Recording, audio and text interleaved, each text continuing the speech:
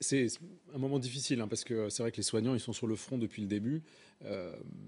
Après, je pense que c'est pas la panacée non plus d'avoir les enfants à la maison ou dans la nature qui s'occupent comme ils peuvent. Donc là, encore une fois, on est sur un terrain d'arbitrage. Juste pour vous donner 2 chiffres comme ça rapidement, on est à 1400 lits occupés en réa aujourd'hui en Île-de-France. Donc la semaine prochaine, on s'est organisé donc, pour monter à 1700 et 2200 la semaine suivante. Donc on a de l'organisation, tout ça en faisant de la déprogrammation, évidemment.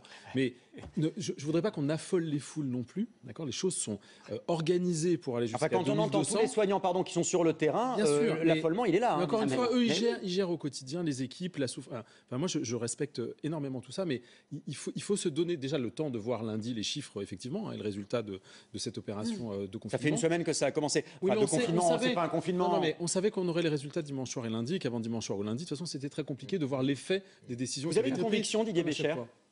Moi, je pense que ça monte effectivement, que ce variant anglais, on le découvre et on se rend compte qu'effectivement, il est beaucoup plus puissant peut-être que ce qu'on s'était imaginé, parce que l'expérience qu'on avait, c'était sans le variant. Vous nous dites qu'il faudrait reconfiner. Moi, je ne sais pas s'il faudra reconfiner. Nous verrons bien. Je sais aussi que ce n'est pas la panacée d'avoir les enfants qui partent un peu partout dans la nature. Et je suis très fier, honnêtement, qu'en France, on ait décidé de garder aussi longtemps les écoles ouvertes et le plus longtemps possible. Parce que même si on est en demi-jauge, comme pour les lycées, c'est extrêmement important. On a vu ce qui s'est passé sur le confinement. On a perdu 25% des élèves. Et ça, dans une vie, franchement, si vous décrochez, souvent vous raccrochez pas le scolaire. Et on ne peut pas sacrifier une génération. Donc c'est au moins aussi important que la situation sanitaire.